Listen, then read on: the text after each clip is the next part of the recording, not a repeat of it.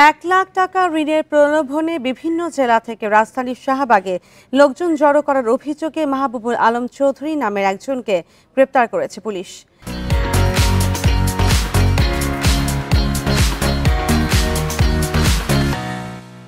তিনি অসহিংস গণঅভ্যুত্থান বাংলাদেশ নামক একটি সংগঠনের অন্যতম নেতা, জানিয়েছেন পুলিশের counter terrorism and transnational crime unit.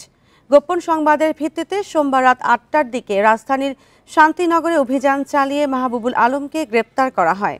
এর আগে সোমবার ভোরে 1,00,000 টাকা করে ঋণ দেওয়ার প্রলোভন দেখিয়ে দেশের বিভিন্ন এলাকা থেকে লোকজন এনে রাজধানীর শাহবাগে জড়ো করার চেষ্টা করে অসহিংস গণ অভ্যুত্থান বাংলাদেশ নামের সংগঠন।